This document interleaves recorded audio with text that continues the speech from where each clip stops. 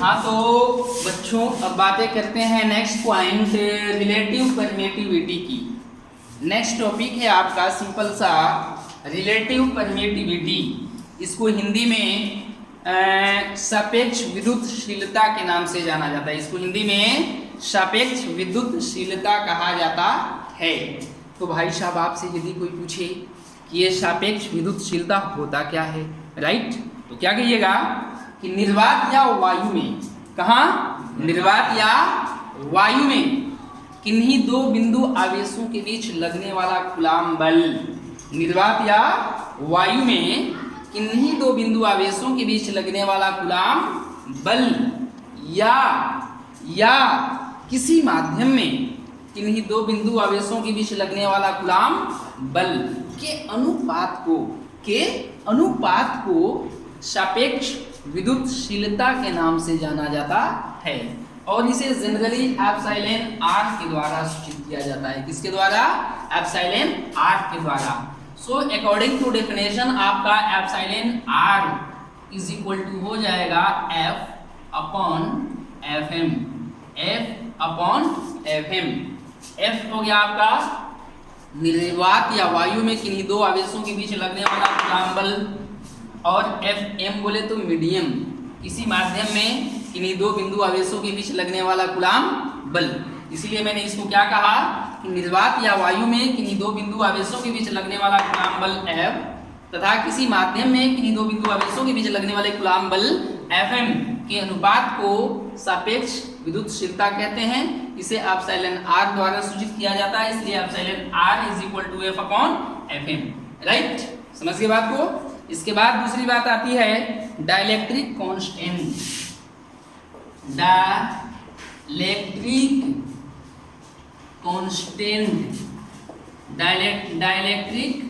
Constant इसको हिंदी में प्रावैद्युतांक कहा जाता है। क्या कहा जाता है? प्रावैद्युतांक कहा जाता है।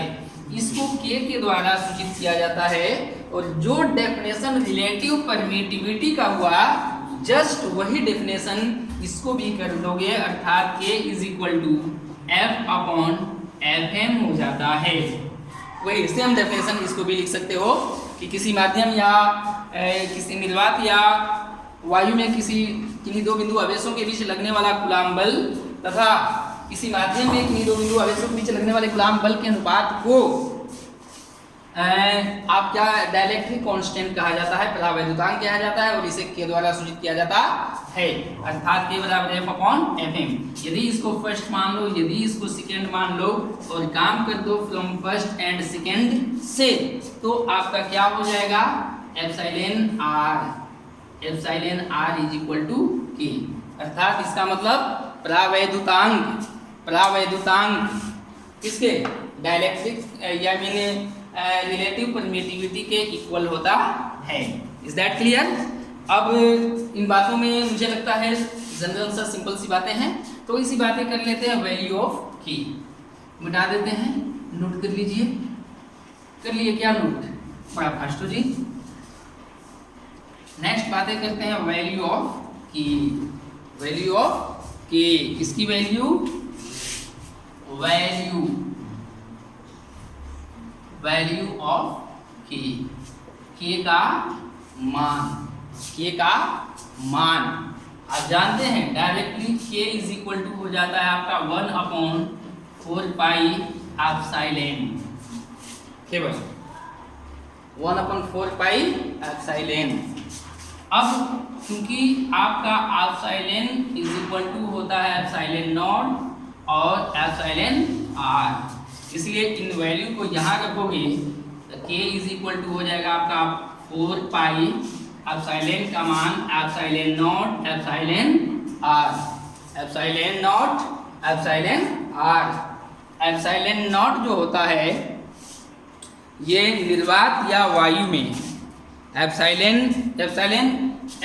का मतलब होता है विद्युतशीलता, और विद्युतशीलता का मतलब यह किसी माध्यम की प्रॉपर्टीज को, किसी माध्यम की विशेषता को दर्शाता है कि कोई भी चीज उस माध्यम में कितनी आसानी से चल सकता है। इसके बाद एप्सिलॉन नॉट का मतलब होता है आकाश, मुक्त आकाश की निरपेक्ष विद्युतशीलता। एप्सिलॉन नॉट का मतलब होता है मुक्त आकाश की निरपेक्ष विद्युतशीलता, और इस एप्सिलॉन नॉट का वैल्यू होता है 8.854 इंटू 10 पे टू द पावर कितना हो जाता है जी, -12 कूलम्ब स्क्वायर न्यूटन पर मीटर स्क्वायर, ये एप्सिलॉन नॉट का मान होता है। और एप्सिलॉन आर का मतलब होता है कि माध्यम की सापेक्ष विद्युतशीलता। एप्सिलॉन नॉट का मतलब मुक्त आकाश की निरपेक्ष विद्युतशीलता, और एप्सिलॉन आर का मतलब किसी माध्यम की सापेक्ष विद्युतशीलता या परावैद्युतांक भी कह सकते हैं। अभी भी देखें चूंकि कि एप्सिलॉन आर और के इक्वल हुआ, ठीक है। और यदि आवेश को मुक्त आकाश में या निर्वात में या वायु में रख दो आप, क्या, यदि आवेश को मुक्त आकाश में या वायु में या निर्वात में रख दो तो उस स्थिति में एप्सिलॉन आर का मान 1 हो जाता है। कितना हो जाता है, 1 हो जाता है। इसलिए आप K इज इक्वल टू क्या लिख सकते हो, 1/4 पाई एप्सिलॉन नॉट। इसका माने के रख लेंगे तो यही ना होगा। इसलिए हर हालत में आप कूलम्ब बल F इज इक्वल टू क्या निकाल रहे थे, 1/4 pi epsilon not Q1 Q2 upon R square, यही हुआ ना। यदि वैल्यू लिखना चाहोगे तो ध्यान दीजिए 1/4 पाई बोले तो 3.14, एप्सिलॉन नॉट बोले तो इसका वैल्यू सामने है आपका 8.854 इंटू 10 पे टू द पावर -12।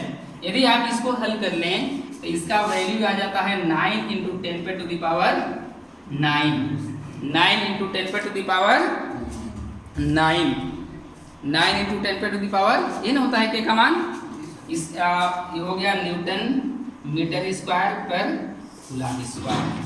सो इसलिए कूलम्ब बल F इज इक्वल टू आप लिख सकते हैं 9 इंटू 10 पे टू द पावर 9 इंटू 10 पे टू द पावर 9, क्या 9 इंटू 10 पे to the power 9 newton into Q1 Q2 upon R square.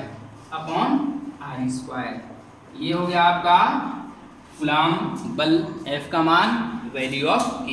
Okay.